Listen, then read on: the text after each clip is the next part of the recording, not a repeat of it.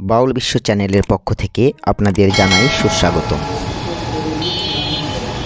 আপনাদের জ্ঞাতার্থে জানিয়ে রাখা ভালো, এটি মূলত গানের চ্যানেল, কিন্তু এই গানের চ্যানেলে আজ আমি যে বিষয়টি তুলে ধরব সেটি হলো আমার মেট্রো রেল ভ্রমণের প্রথম অভিজ্ঞতা। তো ভিডিওটি লম্বা হবে, এই জন্য আমি আগের কিছু ধাপ স্কিপ করেছি। অনেক লম্বা লাইন ধরে আর কি টিকিট কাটতে হয়, তো আমি সেগুলো ভিডিও থেকে বাদ দিয়েছি। সরাসরি আসছি টিকিট কাউন্টার বা টিকিট সংগ্রহের জায়গাতে।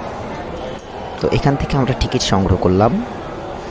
টিকিট সংগ্রহ করার পর মেট্রো রেল ধরার উদ্দেশ্যে আমরা মেট্রো রেল স্টেশনে আর কি, যেখানে মেট্রো রেল এসে দাঁড়াবে, যেখান থেকে আমরা উঠব, সেখানে গিয়ে অপেক্ষা করব। তো এটা হচ্ছে লিফট সিঁড়ি, তো এই সিঁড়ি দিয়ে আমরা উপরে উঠছি।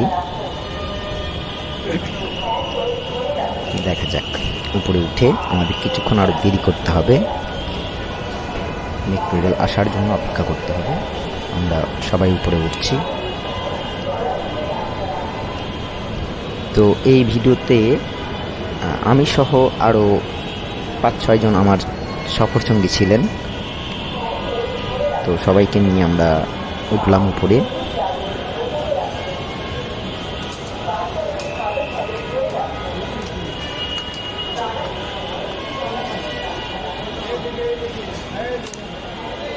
প্ল্যাটফর্মের উপরে উঠে মেট্রো রেলের জন্য আমরা সবাই অপেক্ষা করছি। দেখা যাক কখন আসে আমাদের সেই মেট্রো রেল।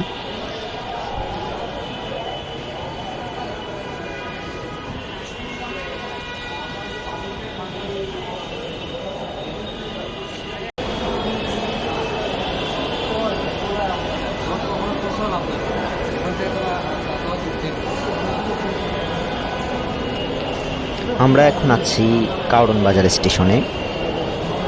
কাউরন বাজার স্টেশন থেকে আমরা যাব সচিবালয় স্টেশন। আমাদের যেটি গন্তব্য সেটি হচ্ছে সচিবালয়। তো সেই সচিবালয় স্টেশনের উদ্দেশ্যে আমরা রওনা দিব। আপনারা দেখতে পাচ্ছেন মেট্রো রেল আমাদের স্টেশনে চলে এসেছে।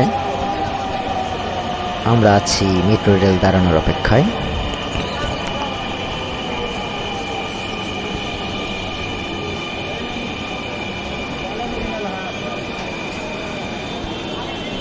তো মেট্রো রেল আস্তে আস্তে দাঁড়াচ্ছে। এই তো দাঁড়িয়ে পড়েছে মেট্রো রেল। এখন গেট খুলবে।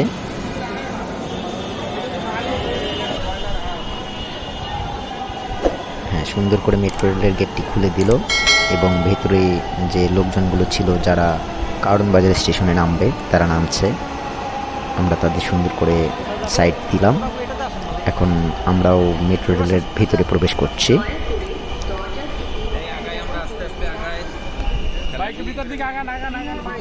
মেট্রো রেল থেকে আবার অ্যানাউন্সমেন্ট করে দেওয়া হচ্ছে গেট থেকে নিরাপদ দূরত্বে থাকার জন্য। এই তো মেট্রো রেল ছেড়ে দিয়েছে। আসলে মেট্রো রেলের ভিতর থেকে বাইরের সিনারিটা অনেক সুন্দর দেখায়। তো আমি মেট্রো রেলের ভিতরে তো অনেক মানুষের চাপ, তো ভিতরেই আমি ভিডিও না করে আমি সরাসরি বাইরেই ভিডিও করছি। বাইরের সিনারিটা আমি নিচ্ছি। মেট্রো রেল থেকে বাইরের দৃশ্যটা অনেক সুন্দর। মেট্রো রেলে মূলত চাপ থাকাটাই স্বাভাবিক। জনসংখ্যাবহুল একটি শহর ঢাকা শহর।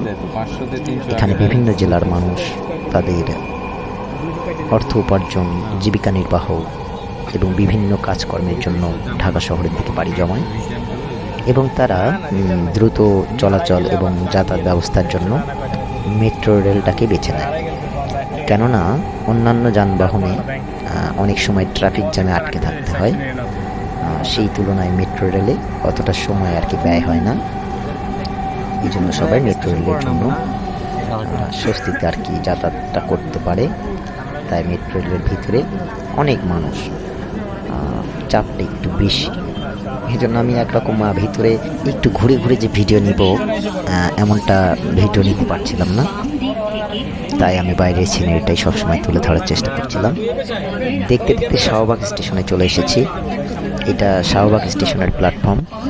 তো এখানে যারা নামবে আমরা তাদের নামার জন্য রাস্তা দিচ্ছি। এখানে নামবে এবং এখান থেকে আবার যাত্রী উঠবে।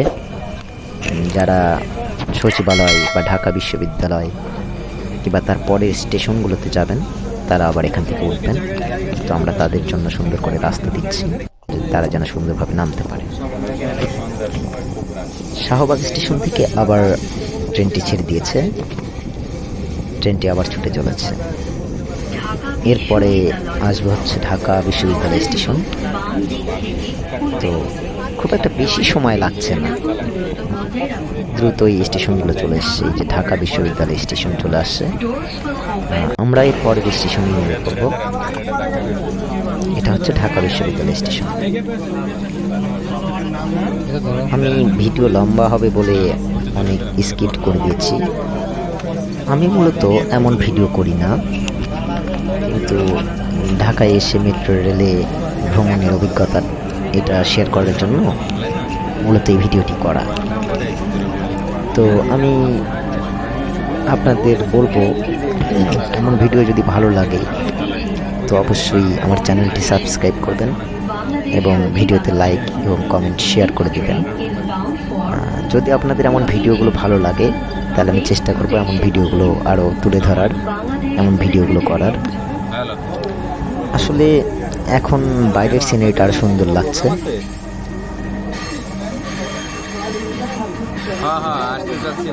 যা হোক, মেট্রো রেল প্রথম ভ্রমণ আমার, একদম নতুন অভিজ্ঞতা।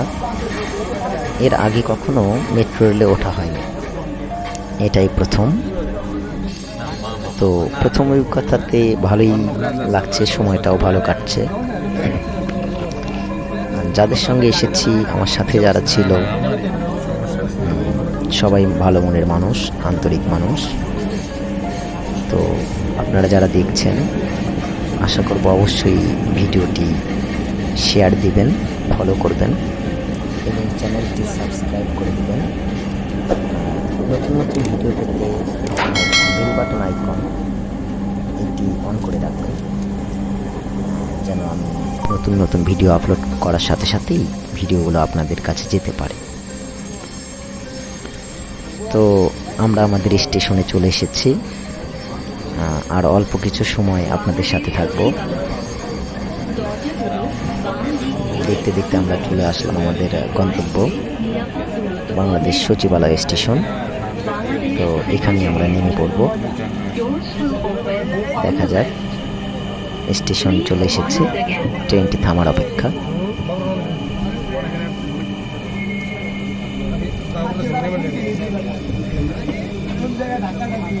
ফাইনালি ট্রেনটি এসে স্টেশনে দাঁড়ালো।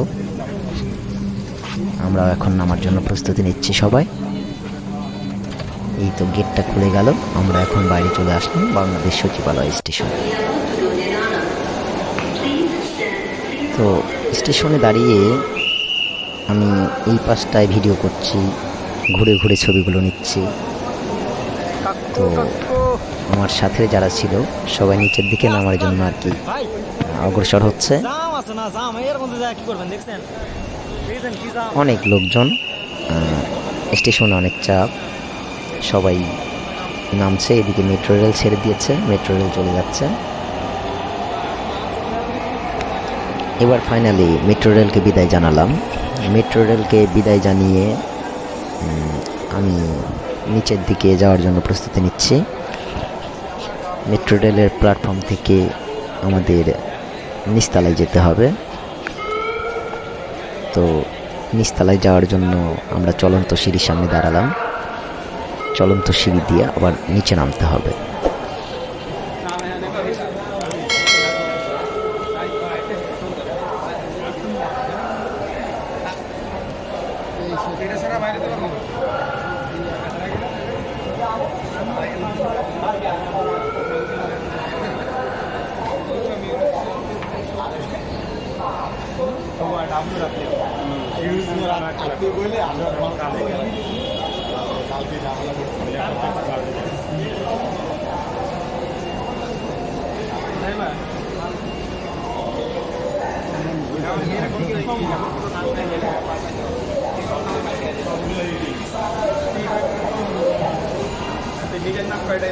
আমরা চলন্ত সিঁড়ি থেকে নামলাম, সিঁড়ি থেকে নেমে সামনের দিকে এগোচ্ছি।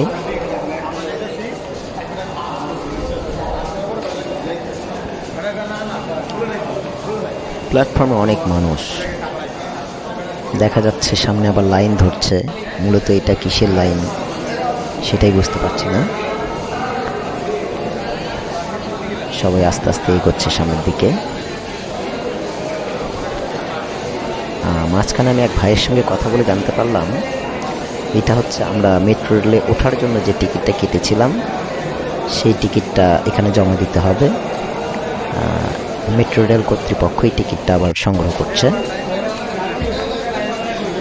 তো আমি এক পর্যায়ে ভেবেছিলাম যে সাধারণত যে আমরা ট্রেন জার্নি করি সেই ট্রেন জার্নির মতো হয়তো বা টিকিটটা আমরা একেবারে পেয়ে যাব, কিন্তু আসলে আমার ধারণাটা ভুল ছিল। এই যে টিকিট ওখানে জমা দিচ্ছে, আমিও আমার টিকিট এখানে জমা দিয়ে চলে আসলাম। যা হোক, খুব ভালো কাটলো সময়টা। যারা সাথে ছিলেন তাদেরকে অবশ্যই আন্তরিক শুভেচ্ছা এবং অভিনন্দন। ধন্যবাদ সবাইকে।